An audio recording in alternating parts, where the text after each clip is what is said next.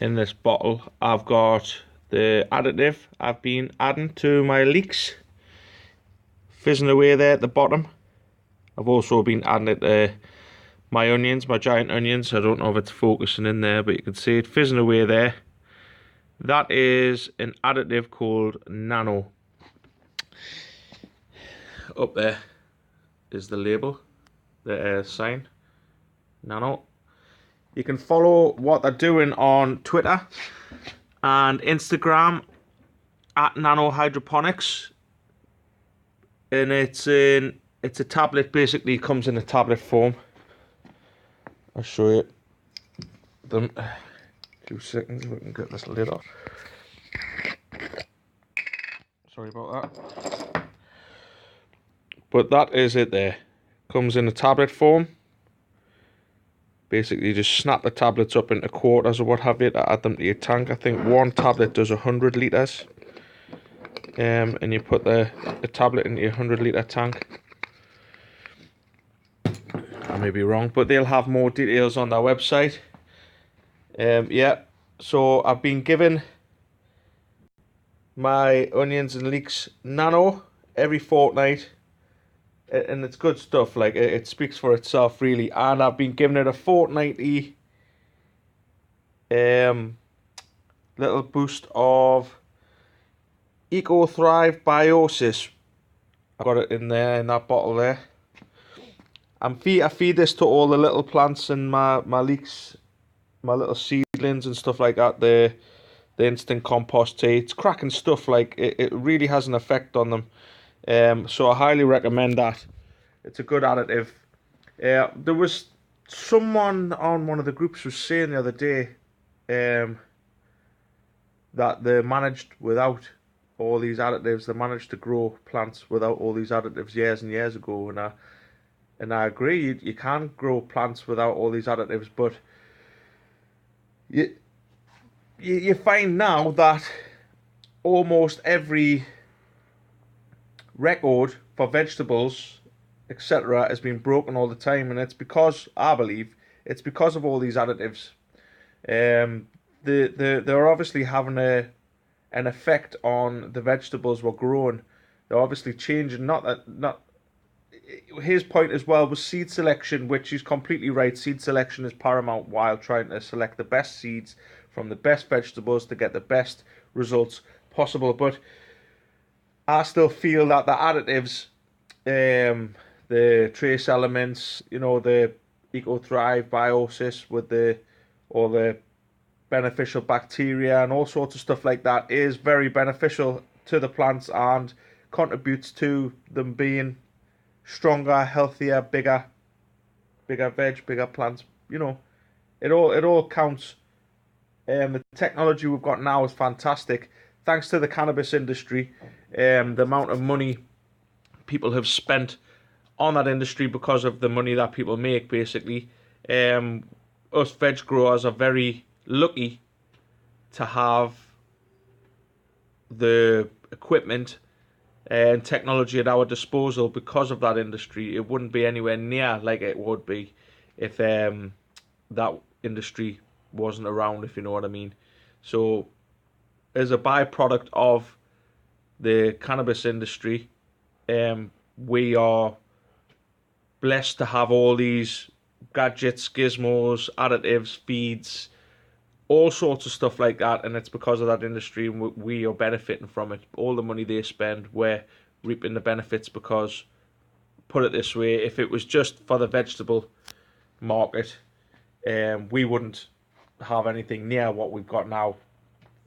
I mean, don't get us wrong, for personal use, I'm talking about. If you're talking about hydroponically for commercial use, where they grow massive batches of lettuce on rafts and stuff like that, then yes, maybe yes, they would still have the technology available for that, but not as such for the personal market like what we have.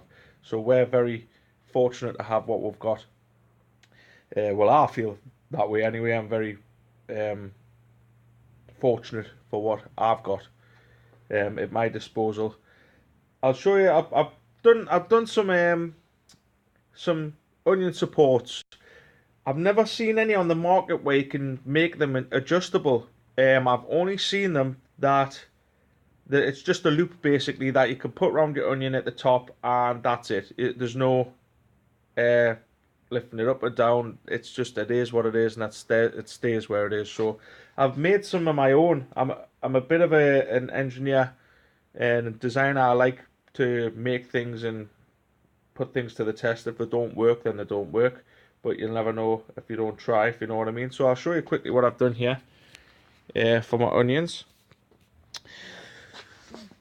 Here's one of my giant onions there. In the cup at the back there, I've got some CO2. Well, I've got a CO2 tablet bubbling away in water there to add some CO2 to the onions. But I've used PVC pipe up here, and I've used T-junctions. I don't know if I can get in there.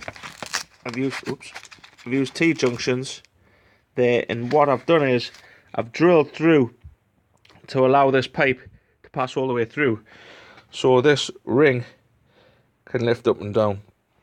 This type of pipe doesn't bend so easily as I first thought it would.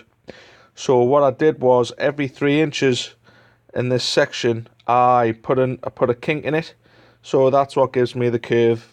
And then I've topped it with this pipe insulator, just for to help protect the flutes really. And the same with the back. I'll make another 2 for these two.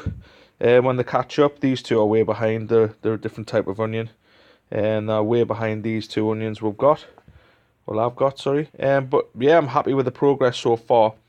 And with this support, it'll lift. If I need it, it'll lift right up. If I want, I can push it right down. It slides up and down on these two rails. That should push down a bit more. It's just popped out a bit. But yeah, I enjoy making stuff. Don't get us wrong. I mean, for the price it cost us. Sorry, I'm getting a bit tongue tied there. The price it cost us for to make 4 of those onion supports is about 12 to 15 quid. That's what it costs for all the clips, the pipe, the pipe insulator on the top for to protect the flutes, all that. All in all, 4 of them was about 15 quid. So what's that? 4 shared by 15 is about 4 quid each. Just under 4 quid each. So you'll not be able to buy a decent support like that for 4 quid anywhere, especially with an adjustable one. I've never seen any adjustable ones where you can adjust them up and down. So if you're willing to put in a little bit of work and think things through and write things down and jot them down on paper, and then have a go yourself, then you'll save quite a lot of money. I think they would probably cost about 15 quid each, if I'm being honest, if you were to buy them from a retailer. So I'm happy with them, with what I've produced anyway, and they seem pretty hardy. They'll last a while, and they'll be easy to clean once they're finished with. You can dismantle them, pull the pipes out, and lie them flat, so they're not going to take up loads of space either. So yeah, I'm happy with them. I'll show you quickly me big leeks. The big leeks are hurtling along now. I'm really happy with them. They're measuring 10.5 inches around, I think, today. So they're on track. They're looking good.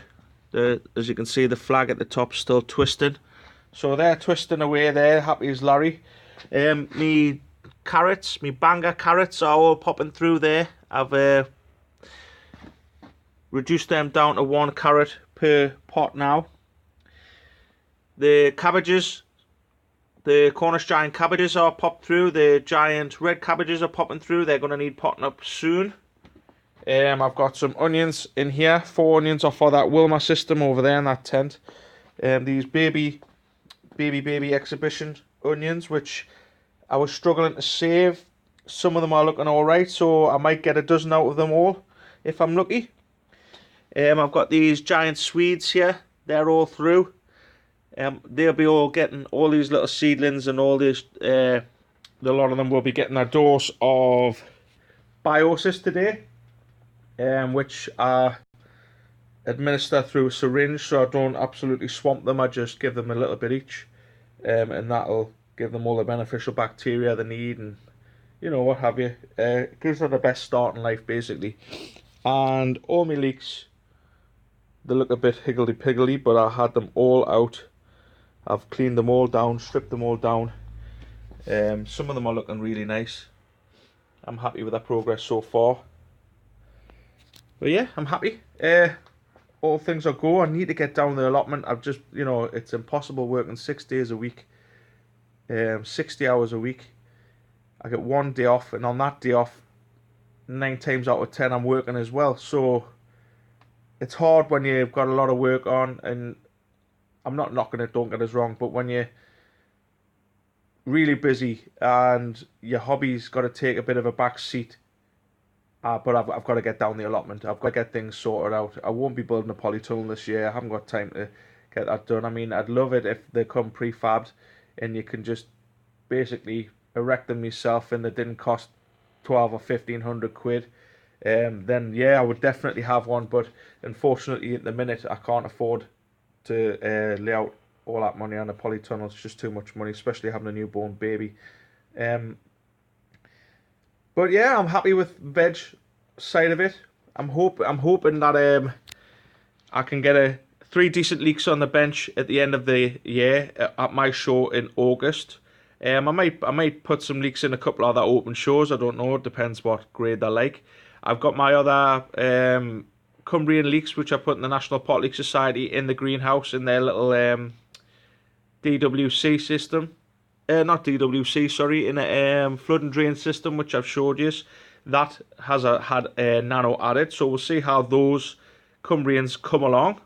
I need to spray them for thrip again. They'll do another spray. But yeah, I'm happy with everything, the way everything's coming on. I'm looking forward to getting the marrows started. I might have a go at a squash and a pumpkin. I've rotivated a big patch down at the allotment, so I might be able to squeeze those on. So fingers crossed with them.